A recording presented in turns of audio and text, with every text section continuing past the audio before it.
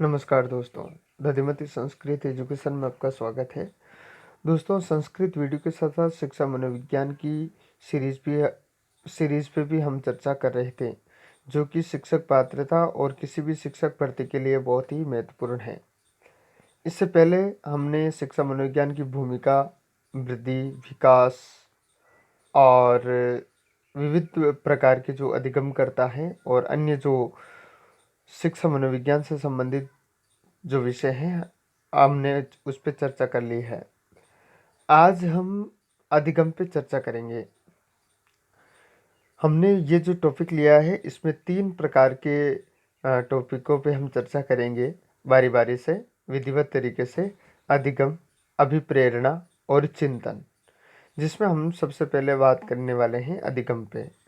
अधिगम की परिभाषा थोड़ी बहुत हमने पिछले वीडियो में जो विविध अधिगम करता है उस पर चर्चा कर ली थी, और अधिगम के अंतर्गत आने वाले जितने भी जो प्रकार के बालक हैं उन सभी बालकों पे, युवाओं पे हमने चर्चा कर ली थी कि शिक्षा मनोविज्ञान किस किस तरीके से अधिगम को प्रभावी बनाया जा सकता है, और विशिष्ट या प्रतिभाशाली जो भी बालक होते हैं उनके लिए किस प्रकार का अधिगम होना चाहिए, कैसे उनके लिए शिक्षा व्यवस्था होनी चाहिए। आज हम अधिगम पे परिभाषा के साथ साथ अधिगम के प्रकार और सिद्धांतों पे चर्चा करने वाले हैं। तो दोस्तों, आइए बिना समय गवाए हुए आज का ये वीडियो शुरू करते हैं। और दोस्तों, आपसे छोटी सी रिक्वेस्ट है कि आपने अभी तक हमारा चैनल सब्सक्राइब नहीं किया है तो सब्सक्राइब करके बेल आइकन ज़रूर प्रेस करें, ताकि शिक्षा और रोजगार से संबंधित वीडियो आपको समय समय पर मिलते रहें। तो आइए दोस्तों, शुरू करते हैं आज का ये वीडियो। अधिगम। दोस्तों, अधिगम एक ऐसी मानसिक प्रक्रिया है जिसके द्वारा व्यक्ति परिपक्वता की ओर बढ़ते हुए अपने अनुभवों का लाभ उठाता हुआ अपने व्यवहार में परिवर्तन करता है। एक ऐसी प्रक्रिया है जिसके द्वारा व्यक्ति परिपक्व होता है, मैच्योर होता है और अपने आप को आगे बढ़ाता है और अपने व्यवहार में परिवर्तन करता है। अधिगम की कुछ महत्वपूर्ण परिभाषाएं हैं जो अलग अलग शिक्षा मनोवैज्ञानिकों के द्वारा दी गई है। पहले है क्रो एम क्रो, और ये परिभाषा बहुत ही मोस्ट है।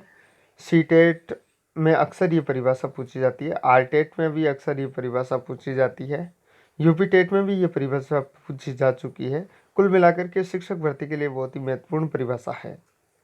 सीखना आदतों, ज्ञान और अभिवृत्तियों का अर्जन है। सीखना आदतों, ज्ञान व अभिवृत्तियों का अभिवर्जन अभिअर्जन है। वुडवर्थ। नवीन ज्ञान व नवीन, जिसमें नवीन नवीन शब्द आए वो वुडवर्थ है। नवीन ज्ञान व नवीन प्रतिक्रियाओं को प्राप्त करने की प्रक्रिया सीखने की प्रक्रिया है। कुल मिलाकर के अधिगम का अर्थ होता है सीखना, लर्निंग। कॉनवेक। सीखना अनुभवों के परिणाम स्वरूप व्यवहार में परिवर्तन द्वारा व्यक्त होता है। सीखना अनुभव के परिणाम स्वरूप व्यवहार में परिवर्तन को हम अधिगम कहते हैं, कॉनवेक के अनुसार। गेट्स व अन्य। अनुभव परीक्षण के द्वारा व्यवहार में परिवर्तन या संशोधन करने की प्रक्रिया ही अधिगम है। अनुभव परीक्षण के द्वारा व्यवहार में परिवर्तन करना, यानी कि ट्रेनिंग करके एक ही चीज़ को बार बार अभ्यास करके जो सीखा जाता है और उससे जो परिवर्तन होता है उसे हम वो जो संशोधन करने की जो प्रक्रिया है उसे अधिगम कहते हैं, गेट्स के अनुसार। अधिगम की विशेषताएं। सीखना सार्वभौमिक है। सीखना वातावरण की उपज है। सीखना जीवन पर्यंत चलता है। सीखना अनुभवों का एक संगठन है। सीखना एक खोज है। ध्यान रखें, सीखना एक खोज है। और सीखना व्यवहार में परिवर्तन करना है। सीखना बुद्धि में विकास करना है। अधिगम सक्रिय रहकर होता है। अधिगम में समय लगता है। अधिगम में अपेक्षाकृत स्थायी परिवर्तन होता है। यानी कि जब हम किसी चीज़ को सीखेंगे और उस पे बार बार यदि हम अभ्यास करेंगे तो ये क्षणिक परिवर्तन न होकर के स्थायी परिवर्तन होता है। अधिगम या सीखने के सोपान। अभिप्रेरणा, विभिन्न अनुक्रियाएं और बाधाएं, पुनर्बलन, अनुभवों का संगठन और लक्ष्य, ये अधिगम के सोपान हैं, अधिगम के सिद्धांत। हम इसमें जो सबसे पहले ले रहे हैं वो एसआर थ्योरी ले रहे हैं, जिसे हम अनुक्रिया का सिद्धांत भी कहते हैं। अनुक्रिया या एसआर थ्योरी, ये पूछा जाता है एसआर थ्योरी जैसे अनुक्रिया नाम ने दे करके, और कई बार एसआर थ्योरी दे देता है कि एसआर थ्योरी के प्रवर्तक कौन है, तो थॉर्नडाइक, जो कि अमेरिका के निवासी थे और इन्होंने ये सिद्धांत 1913 में दिया था। इन्होंने जो प्रयोग किया था वो भूखी बिल्ली पर किया था। उसको पिंजरे में बंद कर दिया और बार मांस का एक टुकड़ा रख दिया, और इसमें जो उद्दीपक है वो अनुक्रिया है, यानी कि वो बार बार उस मांस के टुकड़े को लेने का प्रयास करती है। भूखी बिल्ली पर किए गए प्रयोग से इस सिद्धांत का दूसरा नाम निकलता है प्रयास एवं त्रुटि का सिद्धांत। तो एसआर थ्योरी का दूसरा नाम क्या है? प्रयास व त्रुटि का सिद्धांत। ध्यान रखें, इसे प्रयत्न व भूल के सिद्धांत के नाम से भी जाना जाता है।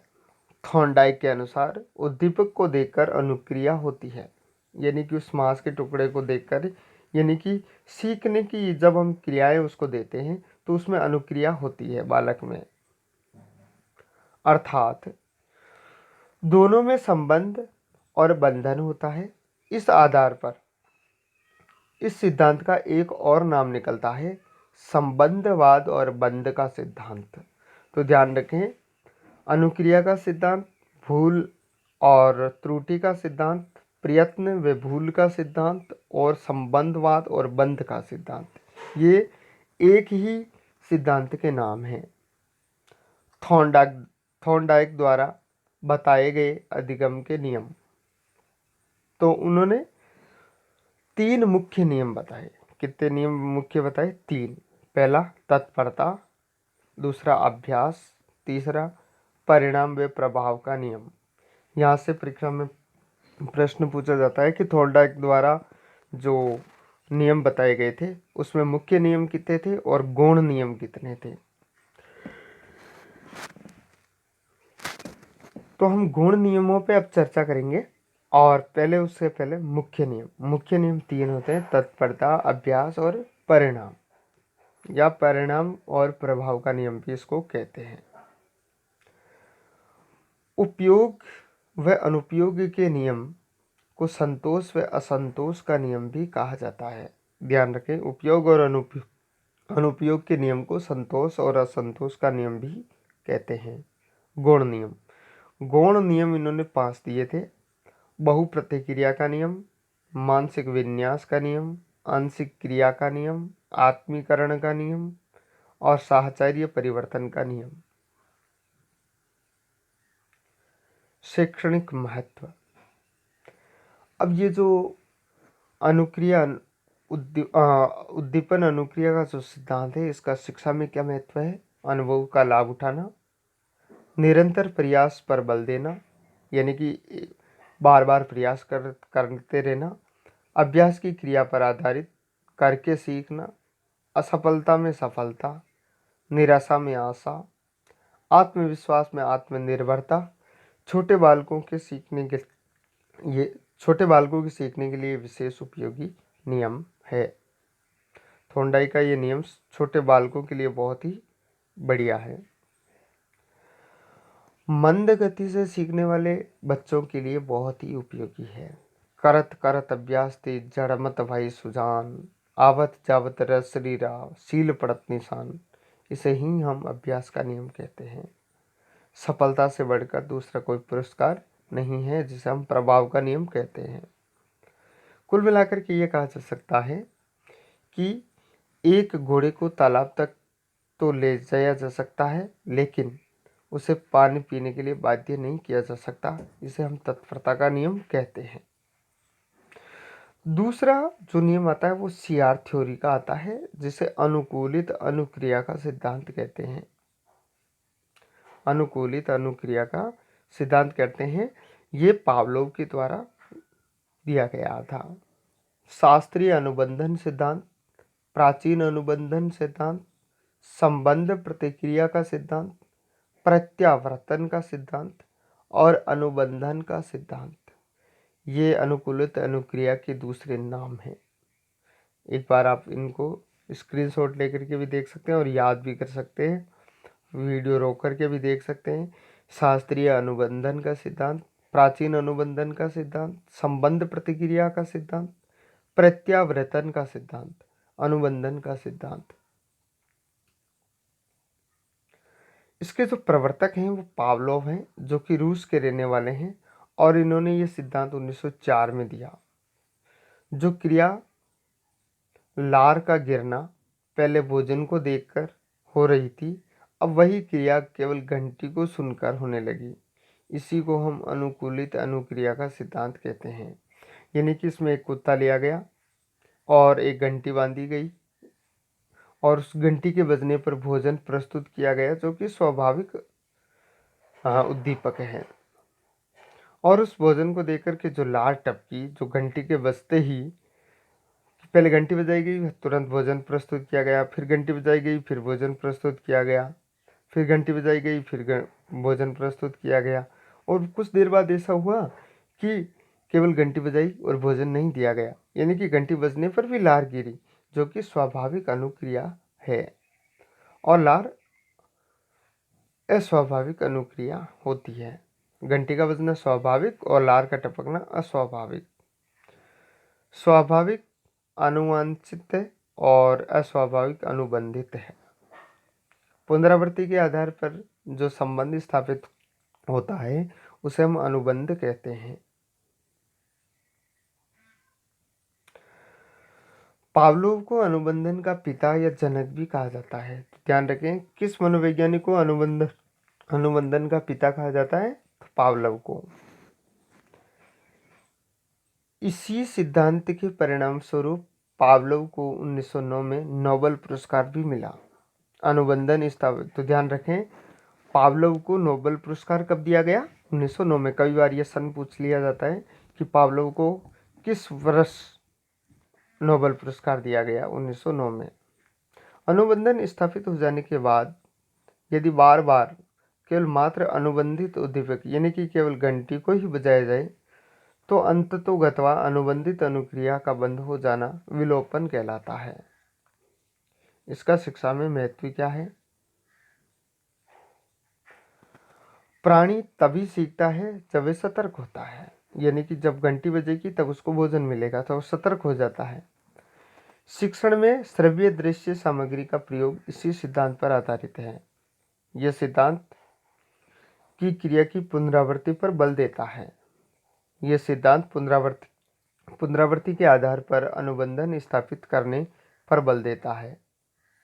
भाषा को सीखने व सिखाने के लिए विशेष उपयोगी है। आदत का निर्माण इसी सिद्धांत पर आधारित है।